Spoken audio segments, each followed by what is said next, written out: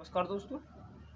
और आज मैं आपको कुछ ऐसी चीज़ों के बारे में बताने वाला हूँ जिससे शरीर को अंदर से आपको गर्मी महसूस होगी। और जैसे गर्मियों का समय है तो हम बाहर से स्वेटर वगैरह तो पहनते ही हैं। साथ में हमारा शरीर ऐसा होना चाहिए कि हर मौसम के हिसाब से वो अनुकूलित हो जाए। जैसे ठंडियों का मौसम है तो अंदर से हमारी गर्माहट रहेगी तो बाहर हमें ठंडी कम लगेगी।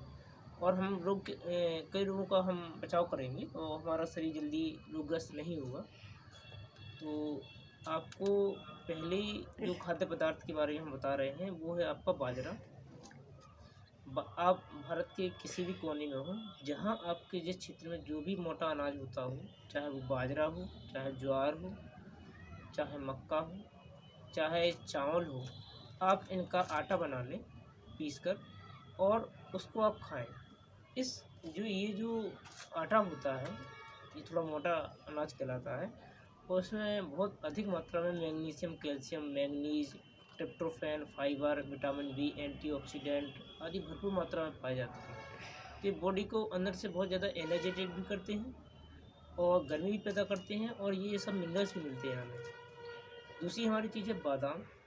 अब बादाम खाएं। बादाम तो याददाश्त को बढ़ाता ही है, साथ में जो सर्दियों में कब्ज की शिकायत रहती है उसमें भी ये बहुत सहूलियत से हल करता है। मतलब कब्ज हमें होती नहीं है, बहुत कम कब्ज होती है। तो आप साथ में ये डायबिटीज़ के रोगियों के लिए भी बहुत उपयोगी है और विटामिन ई भी इसमें भरपूर मात्रा में पाया जाता है।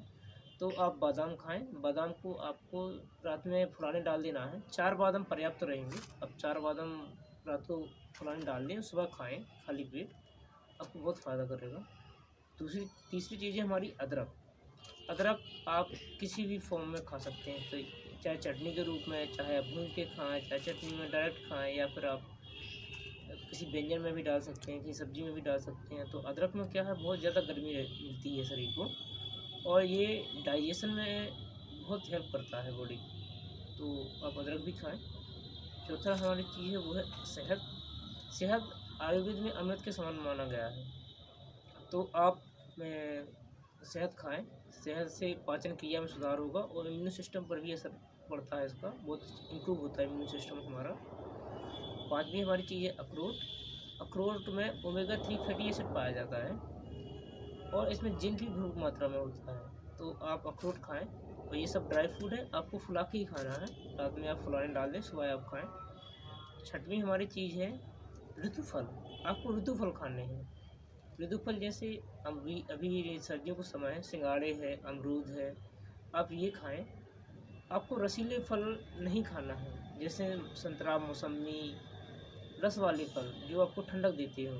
क्योंकि अगर आप ठंडक वाले फल खाएंगे तो अंदर से आपको उसकी ताज़ी ठंडक रहेगी और हमें कफ या सर्दी हो जाएगी। तो आप ऋतुफल खाएँ, रसीले फल ना खाएँ।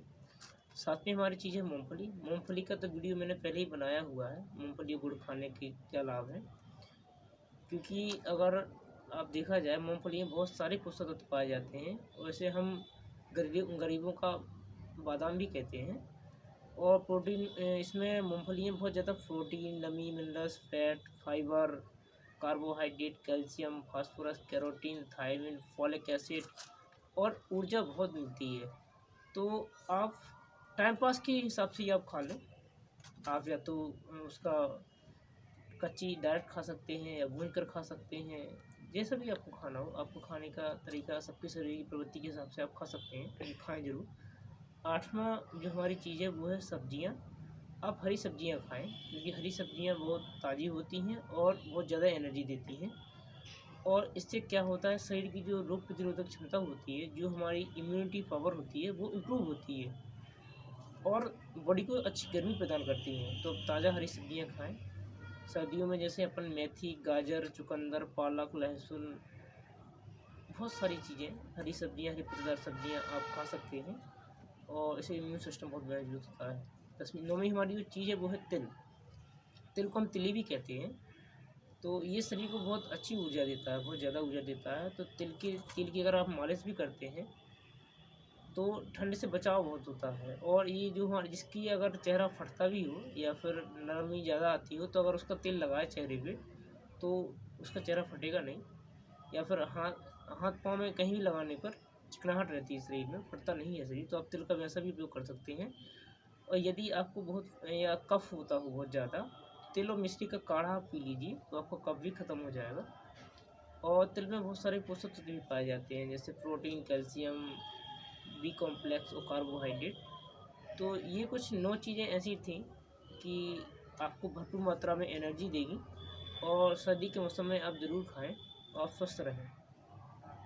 नमस्कार।